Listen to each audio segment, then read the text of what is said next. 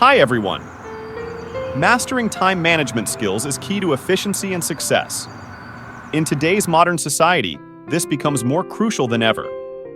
Whether it's completing tasks, meeting deadlines, or finding time for oneself, honing these skills enables individuals to navigate life's complexities intelligently and effectively. Therefore, in this video, I'll share the 7 most effective time management techniques I've ever experienced. The first tip is that we have complete ownership of our time. This is a crucial realization.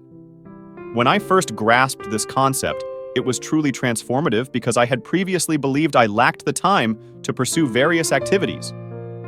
I can't recall where I encountered this idea, perhaps in a fortune cookie or elsewhere, but it conveyed a powerful message. At any given moment, you are engaged in what you prioritize the most. This insight empowered me to recognize that my time is entirely under my control. For instance, at this moment, I'm recording this video because I choose to do so. Earlier today, I spent 6 hours tending to my garden because that's what I desired. It's not a matter of lacking time for exercise today. It's a deliberate decision not to prioritize it. Therefore, when it comes to managing time, the first step is acknowledging our absolute control over it. While external factors like bosses or parental guidance exist, fundamentally, we dictate how we utilize our time. If a task isn't receiving attention, it's not a priority, and that's acceptable. But let's not deceive ourselves by claiming a lack of time, when in reality, it's a matter of priorities. Secondly, there's a strategy I learned from the concept of daily highlight. It's surprisingly simple. Essentially, the concept revolves around choosing one task each day to prioritize as the highlight. This becomes the sole focus for the day. On days when I implement this daily highlight, consistently making it a part of my routine, I find myself accomplishing the task without fail, and I feel genuinely content by the day's end.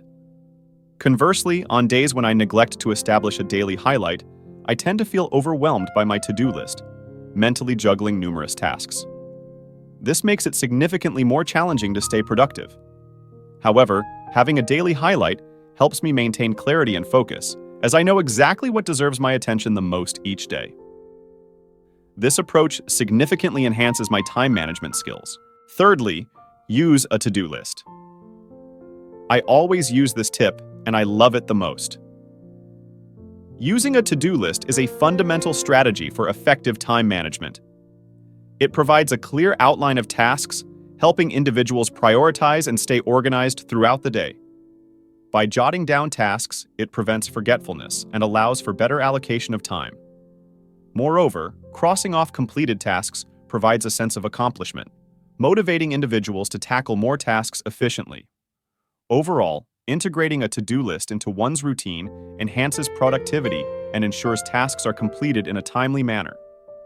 The to-do list is a comprehensive time management tool if used correctly, but I think we can fall into some pitfalls, namely listing too many tasks, sometimes even unimportant ones, and then feeling productive without focusing on the main tasks of the day. Therefore, there's a method to remedy this called the Rule of 3, a process devised by J.D. Meyer. Firstly, we jot down what we want to achieve in the week. Then, we write down 3 goals we want to accomplish each day and repeat this daily. Ideally, these daily tasks will drive the achievement of your weekly goals. This simple rule helps build task structure and improves efficiency. When listing tasks, I believe it's more effective to write them in an actionable way. So, instead of writing car, even if I know what I mean, I'll try to add a verb, like change car oil, or wash car, for example. Adding the word wash helps our minds visualize the task more clearly, increasing the likelihood of actually doing it.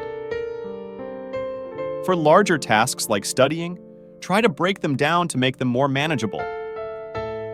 What exactly do we need to study? On which page? Next, Parkinson's law highlights the tendency for work to expand to fill the time allocated for its completion. This means that if we give ourselves a long time frame to complete a task, we're likely to take up that entire time frame, regardless of the actual amount of work required. Conversely, when we set shorter, more focused timeframes, we often find that we're able to complete tasks more efficiently within those constraints. For example, let's consider the scenario of filming a YouTube video.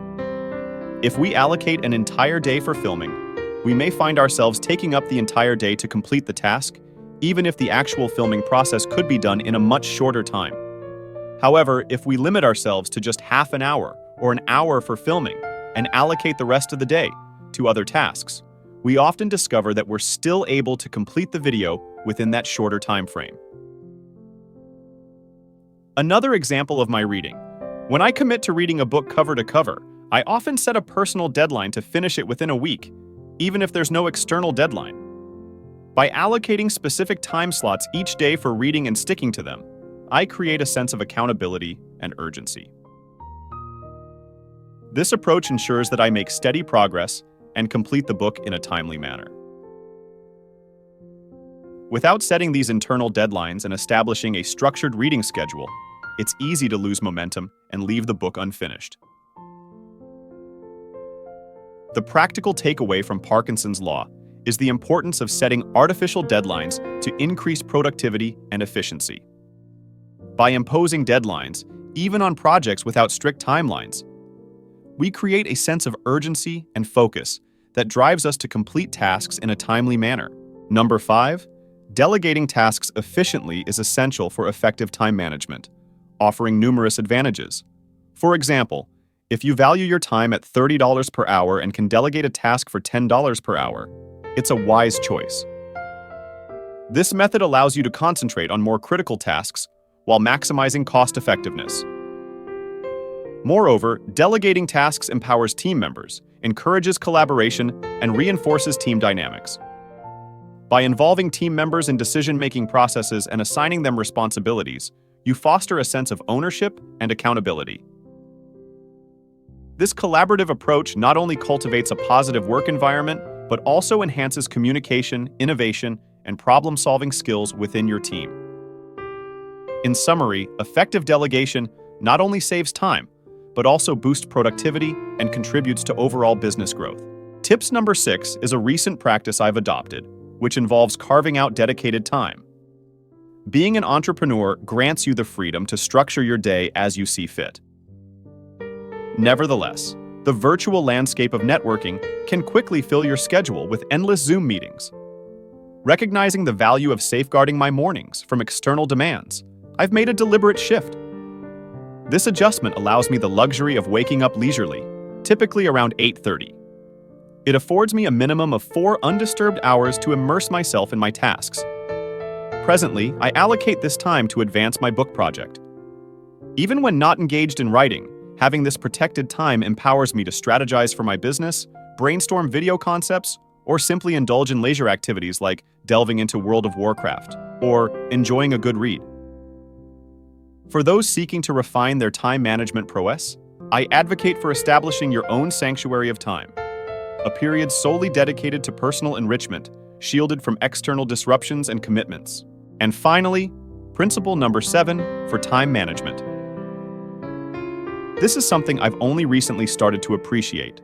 When you're a productivity enthusiast, interested in efficiency and getting more done, it's very easy to reach the end of the day and feel chronically dissatisfied with what you've accomplished. For example, at the end of the day, you might think, "Oh, well, I filmed 1 video today, but I could have filmed 5 videos. What's wrong with me? Such a waste." You might find yourself internally beating yourself up about this. But one thing I've started to tell myself recently is that I can choose to be satisfied at the end of the day. For instance, if by the end of this day I've filmed this video, even though I was planning to film 3 more videos, it's okay. I can choose to be satisfied with what I've done, and that's all good. It doesn't change how much work I've done by beating myself up about it. It just makes me feel bad. Therefore, I can choose to feel good about how I've managed my time.